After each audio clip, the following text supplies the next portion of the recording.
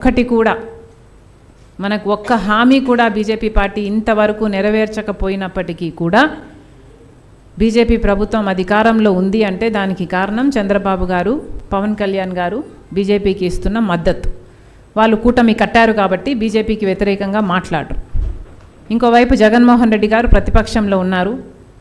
ప్రతిపక్షంలో ఉండి రాజశేఖర్ రెడ్డి గారు ఏ బీజేపీ పార్టీని అయితే వ్యతిరేకించారో అదొక రైటిస్ట్ పార్టీ కాబట్టి, మతం పేరుతో చిచ్చు పెట్టి ఆ మంటలో చలి కాచుకోవడం బీజేపీ సిద్ధాంతం కాబట్టి రాజశేఖర్ రెడ్డి గారు అన్ని వేదికల మీద బీజేపీని వ్యతిరేకిస్తే అదే బీజేపీ పార్టీకి జగన్మోహన్ రెడ్డి గారు గులాంగిరి చేశారు, మోడీకి దత్తపుత్రుడిగా మారారు. మెడలు వంచి ప్రత్యేక హోదా తెస్తామన్న జగన్మోహన్ రెడ్డి గారు పూర్తిగా తమ మెడలను మోడీకి వంచేశారు.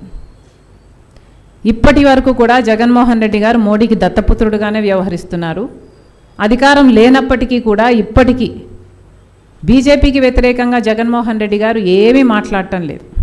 గమనిస్తే మీరు చంద్రబాబుకి వ్యతిరేకంగా, ప్రభుత్వానికి వ్యతిరేకంగా జగన్మోహన్ రెడ్డి గారు మాట్లాడుతున్నారు తప్పితే బీజేపీకి వ్యతిరేకంగా, మోడీకి వ్యతిరేకంగా లేక మన విభజన హామీలకు అనుకూలంగా ఈ రోజు వరకు కూడా జగన్మోహన్ రెడ్డి గారు చాలా కేర్ఫుల్గా, సెలెక్టివ్గా చంద్రబాబు గారిని టార్గెట్ చేస్తున్నారు తప్పితే బీజేపీకి వ్యతిరేకంగా మాట్లాడే దమ్ము జగన్మోహన్ రెడ్డి గారికి లేదు.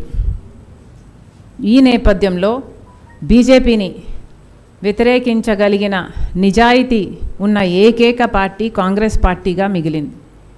ఒక కాంగ్రెస్ పార్టీ మాత్రమే మన రాజ్యాంగాన్ని కాపాడుకోవాలని లేక విభజన హక్కులు సాధించుకోవాలని ఇలా ఏవైనా ప్రజల పక్షాన పోరాటం చేస్తున్న ఏకైక పార్టీ ఈరోజు మన రాష్ట్రంలో ఒక కాంగ్రెస్ పార్టీ మాత్రమే ఉంది.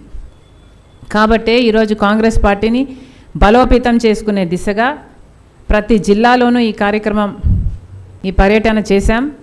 ప్రతి జిల్లాలోనూ వాళ్ళకున్న కార్యకర్తలకు, నాయకులకు ఉన్న ఇబ్బందులు, సూచనలు అన్నీ విన్నాం. ముందు కార్యాచరణ ఎలా ఉండబోవాలి అన్నది కూడా డిస్కస్ చేశాం. ఈ సందర్భంగా చెప్పాలనుకున్నది, కాంగ్రెస్ పార్టీ రాబోయే 4 సంవత్సరాలలో చాలా సీరియస్గా పని చేయబోతుంది.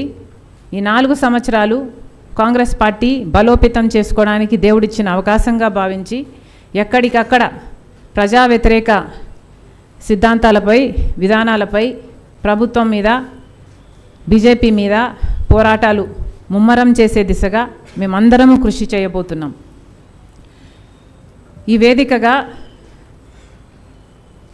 కాంగ్రెస్ పార్టీ హెడ్ క్వార్టర్ నుంచి కాంగ్రెస్ పార్టీ అధ్యక్షురాలిగా నేను ఒక బహిరంగ అపీల్ చేస్తున్నా.